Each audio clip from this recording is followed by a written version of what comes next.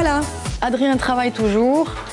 Et nous, eh bien, on est tranquillement installés à parler de savon, ma chère Isabelle. Oui, vous rêviez que je vous passe un savon, c'est ça, Joël. Je vous le passe, mais ne le touchez pas. Moi, je rêvais de le fabriquer, ce savon. C'est un véritable savon de Marseille, mais sa saponification n'est pas complètement terminée. Alors, vous l'avez fait vous-même, c'est ça? Je l'ai fait moi-même, j'en rêvais. C'était un peu un fantasme. Vous me connaissez, j'ai un fantasme bizarre. Vous avez laissé fantasmer. Mais vous écrirez un livre un jour sur vos fantasmes. Je vous avais déjà dit que dans le commerce, on trouve des savons de Marseille qui ne sont pas toujours de vrais savons de Marseille, puisqu'un vrai savon de Marseille, normalement, ce n'est fait qu'avec de l'huile d'olive et de la soude caustique, rien de plus. Et ici, j'en ai réalisé un moi-même pour voir comment ça marchait, exactement juste avec ça, de l'huile d'olive et de la soude caustique. Alors, ça m'a donné quelques sueurs froides, parce que la soude caustique, c'est un produit extrêmement dangereux. Donc, si vous le faites, si vous vous lancez dans la saponification de cette façon-là, faites extrêmement attention, documentez-vous, et puis surtout, protégez-vous. Ne faites pas ça avec des enfants, parce que la soude caustique, il suffit d'en avaler un tout petit grain et c'est mortel. Hein, donc c'est vraiment.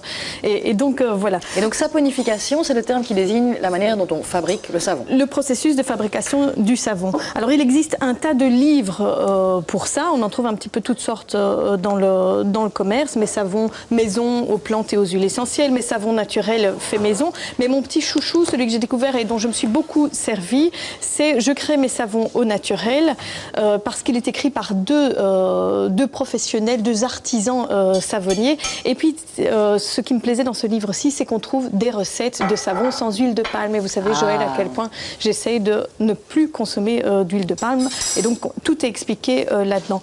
Ceci dit, comme j'ai trouvé ça extrêmement dangereux comme processus et que ça demande quand même pas mal de patience et assez bien de force, je me suis aussi un petit peu documentée pour savoir comment on pouvait faire autrement et si on voulait faire des savons de manière un peu plus facile. Il existe aujourd'hui des bases toutes prêtes en vente dans le commerce qui sont en fait... C'est déjà un mélange d'huile d'olive et de... Le mélange a déjà été fait auparavant et la soude s'est éteinte et donc ce mélange n'est plus dangereux. On peut simplement, et je vais demander à Gérald d'ailleurs, de passer au micro-ondes pendant 1 minute le petit morceau de base de savon que j'ai découpé pour vous montrer comment on peut réaliser à partir de cette base de savon qui, elle, n'est plus du tout dangereuse, de réaliser soi-même un savon. Alors, mais ça, c'est déjà du savon, alors le savon est fait là. Celui-ci, oui, c'est une base, mis à part le fait qu'il n'y a rien dedans. D'accord. Et donc, pourquoi c'est intéressant de fabriquer éventuellement son savon soi-même? C'est parce qu'on peut décider justement de ce qu'on va y ajouter pour donner des propriétés particulières à son savon. Donc ici, par exemple, je vous passe toute une série... un plateau de fromage.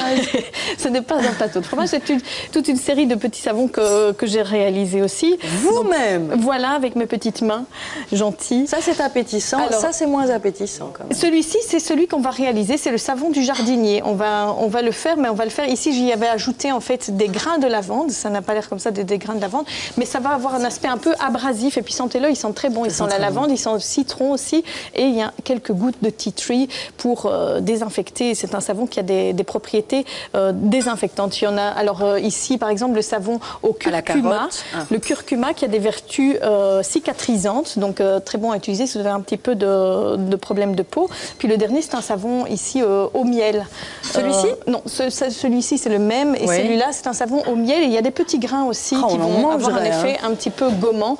C'est de la poudre de coque de noix que j'y ai ajouté. Et ceci, vous n'avez pas voulu nous dire ce que c'était? Alors ça, c'est du rooibos en fait, c'est du thé. Vous savez, ce thé d'Afrique du Sud. Ah, Gérald nous apporte le produit de la le sirop de sucre, vous pouvez en verser un peu sur les fromages, c'est très très bon. Le savon qu'on a simplement fait fondre, c'est tout simple, 1 minute au micro-ondes. Et j'ai pour ça préparé un petit mélange d'huile essentielle. Donc il y a de l'huile essentielle de lavande aspic, de l'huile essentielle de citron. Il y a d'autres lavandes que aspic? Oui, bien sûr. Il y a la lavande vraie, par exemple, et il y a le lavandin. Ce sont trois types de lavande qu'on peut trouver aujourd'hui. Et puis, évidemment, le tea tree, que vous savez, que j'utilise assez bien et fréquemment dans les préparations. Et simplement, voilà, tout simplement, tant que le liquide Tant que le savon est sous sa forme liquide, on va simplement le mélanger avec les huiles essentielles. Et là on n'ajoute pas des petits piments et des petits trucs. Alors, on peut éventuellement ajouter tout ce qu'on veut. Ici, on a une base transparente, mais j'y avais ajouté du